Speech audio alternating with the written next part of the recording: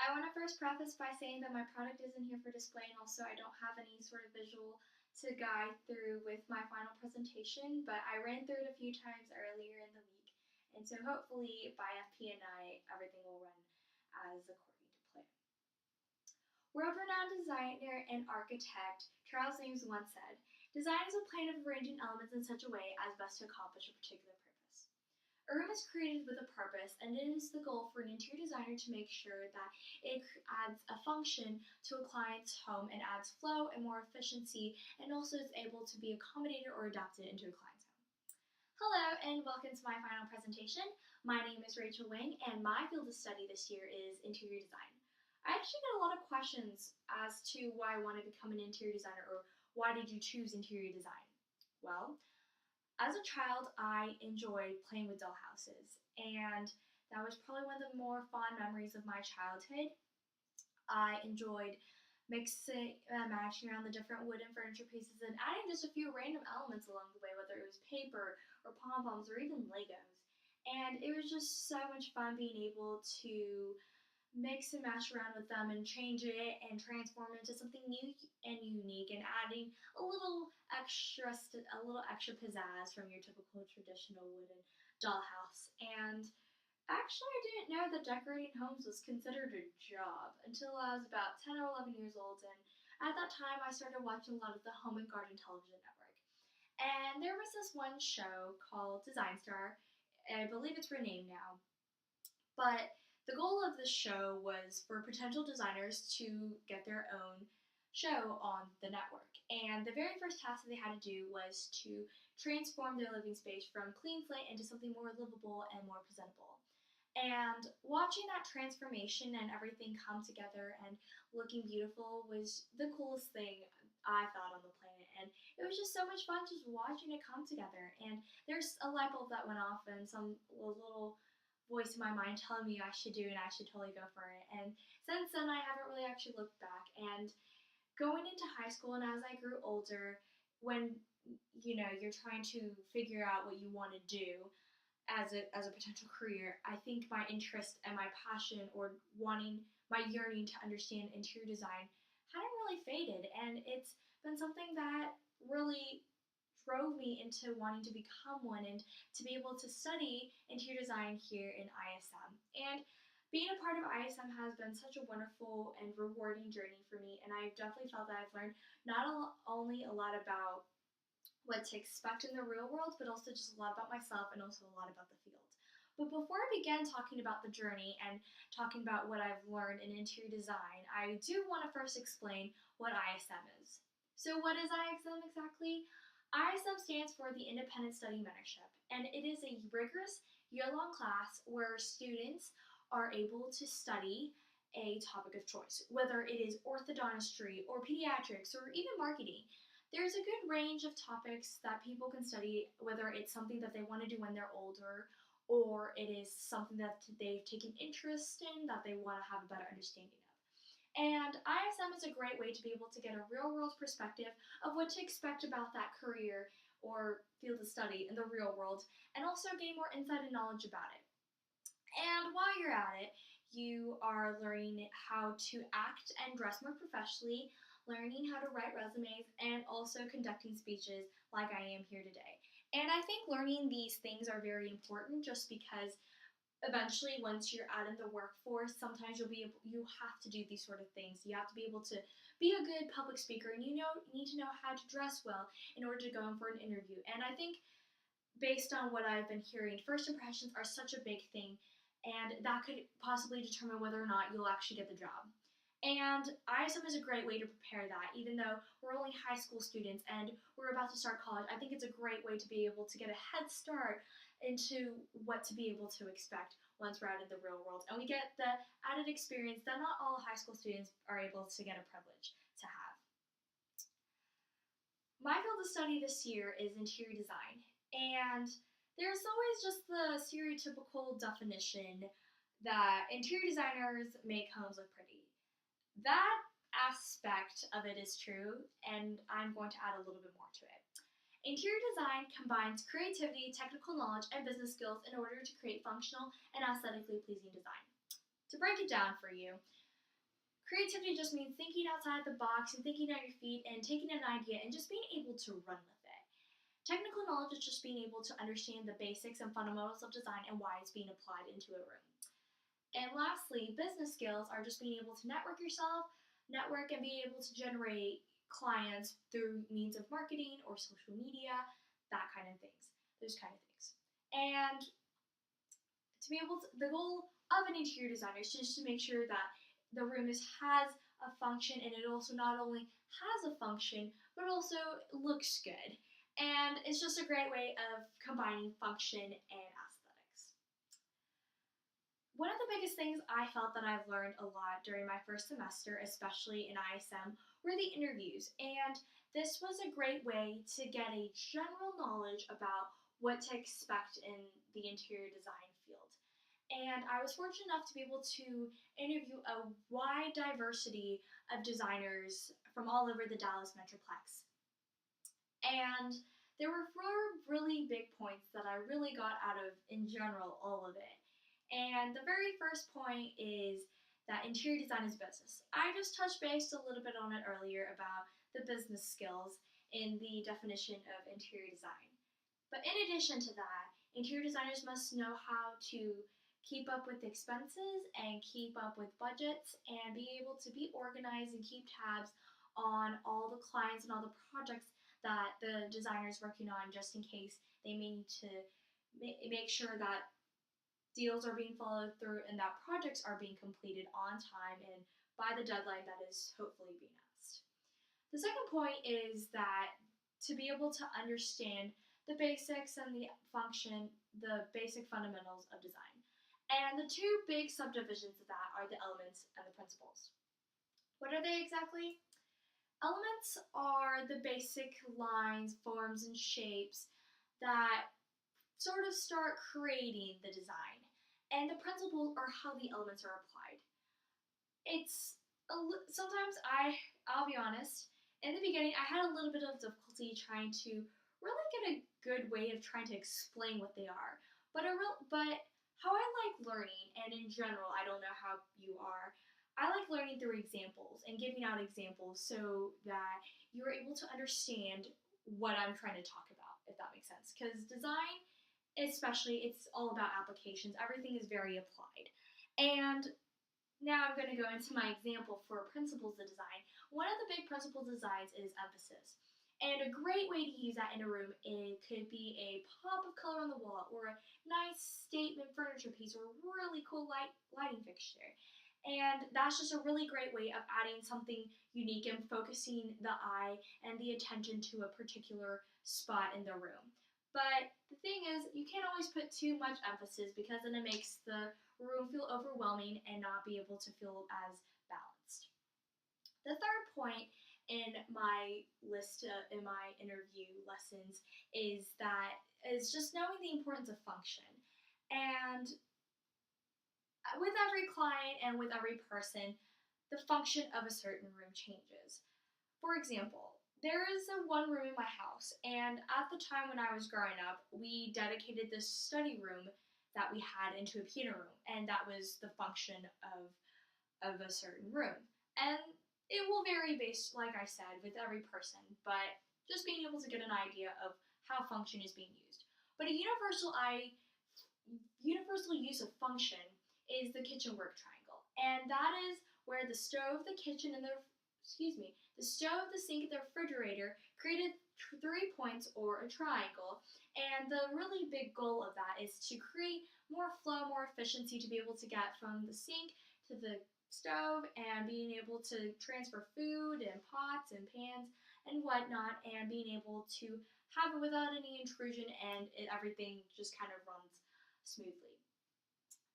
The last point is that interior design is about the people.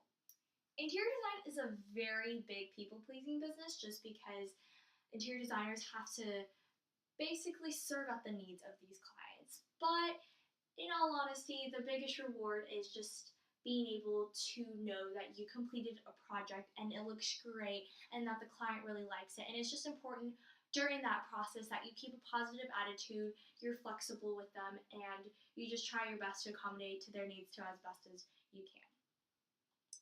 One of the biggest debates that I actually somewhat had during all these interviews, and it varied from every designer, is that does it matter to becoming a licensed designer? There are some, the ones that usually have a license say you should get the license. And the ones that don't have a license don't really see the need, but have really considered the idea of actually getting a license. And to be able to to be able to actually become a licensed designer, you obviously need the education by going to a 4-year accredited college and getting a degree in interior design, and then being able to do some sort of an internship under a designer who has a license that is recognized by the state. And then lastly, you take the NCIDQ exam, which is the exam that helps you get your license. Excuse me. And the process of that is actually a really long process. It could take about 4 to 5 years. It really just depends on how long you decide to stay in school. But usually those who have a license believe that it is a way to add more credibility, and it really establishes yourself as an actual legitimate interior designer. But also, it gives clients the safe feeling of knowing that you know what you're talking about. The designer knows what they're doing and the things that they're using into a client's home. While those who don't, meanwhile, on the other side of the case, those who don't have their license believe that even though it is very essential or very helpful to have it, sometimes it's very difficult to be able to get it, just because sometimes people will go to school later, just whether it is because they are going in, they had another major or decided to go to interior design or major in it at a later time. And the process of it is actually very long because you still do have the internship, and sometimes designers don't always see the need to have it. But I was actually encouraged by some of those who actually didn't have their license for me to get one. And I think that's what I actually might do, just because it will establish my credibility, and it also is a great way for me to really have the institutional knowledge, and then later on just being able to apply it later on once I'm actually out in the field and actually working. The second semester consisted of, in ISM, consisted of the mentorship aspect. And I was able to find an amazing mentor, and her name is Julie Brush. She is a graduate of the University of Southwestern Louisiana with a Bachelor of Fine Arts in Interior Design, and she currently is the head principal designer of Main Street Interiors Twin Designs, and she is actually back there today to be able to watch me for my final presentation, which I'm really thankful that she is here because she almost could not show up, but I'm really glad to be able to see her. And she has been in this interior design field for over 15 years, so she has a lot of knowledge and experience in knowing all the ups and downs of being in interior design. And what I've really just enjoyed about my mentor visits is just getting to see what she does on a daily basis, and just being able to see what she does and seeing her in action. And one of the most exciting things that I really got to do while I was with my mentor was being able to go to the Dallas World Trade Center. And a lot of the designers call it the Design Center of Dallas. Basically, it is a really extremely big showroom center with a bunch of different showrooms of furniture or fabric and accessories that designers are able to buy to the trade. And what that means is that these showrooms or businesses sell exclusively to designers only, not being able to sell to the general public. Therefore, the general public has to buy these certain products through the designer or through the business owner in order to acquire the good. And that makes it more exclusive for designers to use those certain products, so that they are able to not really copy a lot of the furniture things that you see in your typical furniture store, such as IKEA or Pottery Barn, which not all the time is necessarily bad to use at furniture stores. It just makes it more exclusive. And two of the showrooms that I went to that I actually really enjoyed, the first one was called Global Views, and this was a showroom where it had a lot of global influence, a lot of especially Asian inspired influences, and a lot of contemporary and modern pieces. And a really great way that they showed it was there was this blue wallpaper that had all these tree like decorations on it, and there was this really cool console table that had these streamlines, and that's what really defines what the Asian style is, just very streamlined, very clean, and very contemporary. And then there was also just other various modern and contemporary pieces, and the picture that I had was a headboard that was real had a really sort of soft fabric, but then also had a lot of really bold or nice bedside tables with really cool mirrors to balance it all out. The other really cool showroom that was at the Dallas World Trade Center was Cyan Designs. And what I really liked about the showroom was the combination of not only color, but the fusion of traditional and contemporary design styles. And a really great way that they did it was the use of it color in the furniture or in the lighting and even in the accessories. And what was really great was that if they put a lot in the accessories, they try to make it really neutral or really simple with the furniture. And if they had a lot of color in the furniture, they try to sort of find a way to sort of tone down that color. But either way, it was just really cool getting to see the use of color, because color is always a really great way to add a little nice pizzazz to your room, or a little pop of color every now and then to a very neutral room. And also, a lot of the things that I really got to see through my mentor was just being able to really get to see what it's like being an actual designer and what she has to do in the whole entire design process. And I was really fortunate enough to get some of her floor plans or some of her renderings of some of her various projects, which I will pass around. And it was just really exciting just getting to see the details and just seeing everything come together. And not all of these renderings that are in these pictures and these floor plans that I have been given are actually complete yet, but it is a really great way to visualize or get a general idea of what is going on in the project. And it's always good to be able to get a visual but also a verbal way of being able to execute or explain what the design is about. Some of the things that I got to do with my mentor included being able to go out with her on job sites, or taking orders, visiting or following up on clients, or meeting with various representatives or design companies to be able to help in creating or contributing to the project. And one of the most memorable mentor visits that I had, and this was we were visiting a job site where we were following up. Miss Brush was following up on one of her clients, but there was a little problem. The problem was that there was something wrong with the window treatments, and they were trying to find out for the past week or almost month what the problem was, and they weren't able to find it. They even had the representative of that blind company show up to try to see what was the problem, but they weren't able to find it. And I was really fortunate enough to follow her down there, and it was actually down in downtown Dallas, and to see the problem. And eventually they were able to diagnose the problem, and it was just there were extra brads or brackets that were in there that weren't really supposed to be there. And just being able to see that really taught me that there are always going to be problems that are going to come up, and people will tend to freak out about it or tend to make a huge deal out of it. And it is important for the designer to stay calm, cool, and collected, and being able to follow up, find the problem, diagnose it, and fix it, and try to settle whatever issue they may be. And another really big lesson that I actually really learned with my mentor is having to follow up on orders. She had mentioned a few times, especially since she does a lot of commercial projects in a lot of various different states, that sometimes, not all the time, that the products that she ordered will not ship or did not ship in time for the project. And it's really important to keep tabs on it, just because if something like that happens, the designer is able to track the order and be able to follow up and make sure that the process or the shipping process to the site goes smoothly.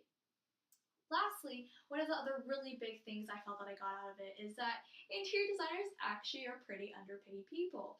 And that actually sounds surprising, just because they make homes look absolutely beautiful, like $1 million, as if it were out of a magazine. But sometimes people don't really realize the dirty work that's actually really behind it. On the Home and Garden television networks, it's almost as if it were a reality show. There are certain things that are cut out so that they can fit it into the time allotted.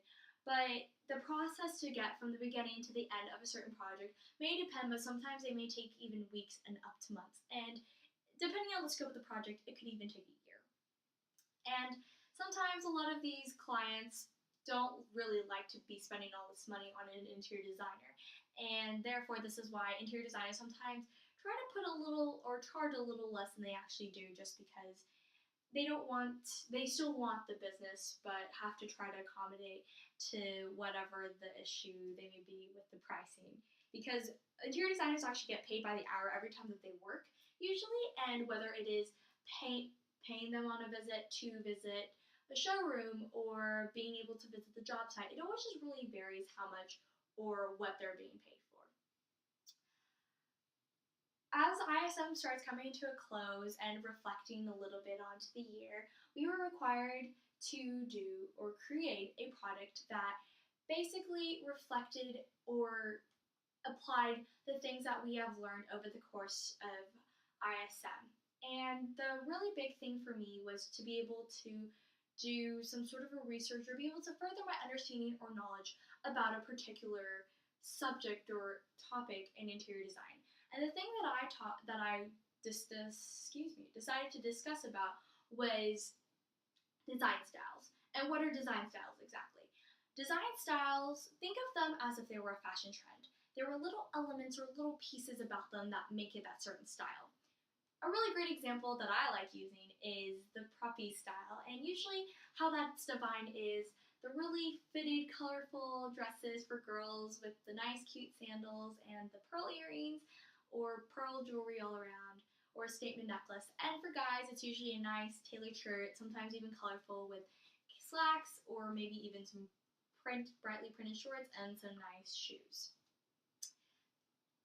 Put it into interior design context, or to explain what the sort of a design style is, it's just there are certain things about it, or there are things that you can grab or take out of that certain style that kind of make it the entire thing. There are little details about it. And a really great example that I like using to actually apply or use an actual interior design style is shabby chic. And that mixes a lot of oversized furniture and also just very comfortable linen furniture. Especially a really great example for that is white couches, linen, and also the use of worn down or flea market like furniture. But also there are little other things of charm, such as the crystal chandelier. There's a lot of femininity to it while at it. And like I said, there are little things about it that make it the entire style. And that's what I did with my product. I researched about 15 design styles and had to be able to condense all the information and be able to know what the design style was and what made up that certain style. The process of it was a little bit tiring, but also it required a lot of work and effort, and I'm really glad to see it all finally pay off. The first thing that I did before I even started the research was to write a product proposal, and we were required to list what the product was, what was the context of it, what research was needed, and what are the resources or things that you needed to do to complete this product. Then I actually contacted various designers that I had previously interviewed for ISM to see whether or not they were willing to let me borrow or even donate some of the samples of whether they're fabric samples or flooring or tile samples to add to the little pool of collection to be able to help me have a more big range of being able to mix and match with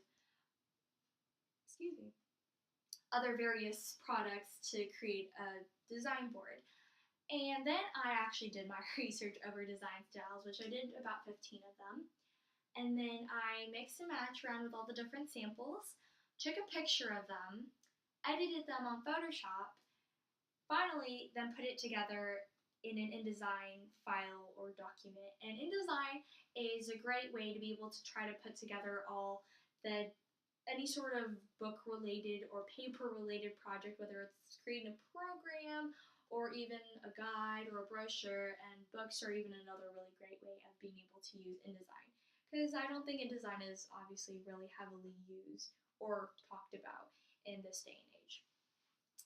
That's the whole entire process of me actually creating this product. After that, I sent it off to the print shop and got it printed, and I finished it, and I'm so happy the way it turned out. The only little downside to it is that the back cover is upside down, but it's okay. There's still an actual back cover, but it's not the thicker cardstock paper like it is in the other pages. And there are also, obviously, with any product that you create, there are some limitations. The one really big limitation for me was not being able to encompass all the design styles that were out there. And there are a whole lot. There's probably more than I have listed in my book. And also, there are even ways that you can actually combine two different styles and or more than one style, which is called eclectic. That was probably the hardest one I probably had to define, but I wasn't able to incorporate that just because it's not necessarily, there's not a specific formula to it. I personally think that eclectic is a lot about your personal style and the way that you mix the two interests of two different design styles, whether it is traditional with French country or country with shabby chic. There's just really so many different ways or different approaches in creating an eclectic design style. That was a one really big design style I actually didn't think I was able to define as well as I should have. And another big limitation is actually time. I was involved in a lot of things, and also the process and everything of creating and finishing the product actually took a lot of time. Therefore, there weren't a whole lot of things I was able to do to be able to further enhance it, but I did it to the best of my ability. As ISM comes to a close, I really wanted to reflect on the past year and just what I really learned about myself and really learned through ISM. The one really big thing that I learned about myself was that I'm not a really great public speaker. I actually get really shy when I talk in front of people. I get really shaky and get a little freaked out. But it was a great way for me to get out of my comfort zone and get myself out there and know that even though I'm going to make mistakes, it's bound to happen. Being able to just give things a shot than just being able to hold back is something that I never really thought I was able to do, and ISM really had to push me out of my comfort zone and really get myself out there whether I liked it or not. Another big thing I really actually learned about myself is actually having to be really organized and manage my time wisely. I was involved in my school's drill team this year, and that required a lot of time. And at around the time that I was working on my product, we were preparing for our big spring show, and trying to spend time dedicating to ISM work was a little bit difficult, and I got really behind on my work. But I was able to finish it and be able to prioritize my time to be able to finish the product on time. Lastly, I wanted to talk about some of the things that I will be doing once I'm out of high school and out of the ISM program. I have decided to attend the University of Texas at Dallas to be majoring in business administration. A question might come up as to why I decided to not major in interior design first thing when I went into college. UTD at the moment was the best option based on everything that was going on in my life. The best option for me to go to for now, just with everything going on. But unfortunately, UTD does not provide any sort of an interior design major. To make up for that, I am going to be taking, or hopefully taking, classes at Collin College for interior design and try to see if I can get my associate's degree. And once I get my associate's degree, I am able to transfer into a college that has interior design. Or if not, I might just keep the associate's degree and continue doing some sort of a mentorship or internship, because I think I personally learn best through being able to see what's going on in the field and being able to apply what I'm learning and through experience, because I personally think I learn best through experience and being able to gain more wisdom and knowledge about what I'm doing in the field. I wanted to close with my quote that I decided to choose for ISM this year, and it's "Be always blooming." To me, it actually means more than just stepping out of my comfort zone, but also trying new things and being okay with making mistakes and sometimes even having to accept the way things are, but being able to work on trying to improve myself, trying to get better, and trying to understand what I'm doing wrong and to be able to learn from them and then be able to move forward. And the only direction I'll be able to go from there, if I keep trying and doing my best and never stop growing, is to go up and move forward. I am really thankful to be able to be able to even have such a wonderful ISM experience. And there are so many people I would like to thank, but there are just a few specific people I'd like to thank. First off, I'd like to thank my mentor, Miss Julie Brush. Thank you for your guidance and for your wisdom. I have really actually developed such a wonderful friendship with you, and I have really learned so much about the field, and I've gotten to know it better through you with your knowledge and all your wonderful stories. She tells some really interesting stories about the things that she learned about interior design and even some little life lessons along the way. It has been a joy to work with you and to be able to really be under your guidance. I'd also like to thank my parents. My dad's not here with me today, but my mom is, and I really thank her for her love and her support and the sacrifices that she had to make for me, especially this year. And I'm really thankful for her in being so supportive of me and believing in me, believing in my dream, and I do hope to continue to make her proud. And to all my wonderful friends and teachers and other fellow colleagues that are in this room, I really thank you for coming out and supporting me, and I'm really grateful that to be able to have met you all, and you guys have taught me something different or something new about me, about life, and even about school along the way. And I've really taken that into account of being able to apply that and take that with me as I go into college and even moving forward. Thank you guys so much for coming, and I hope you guys have a wonderful night.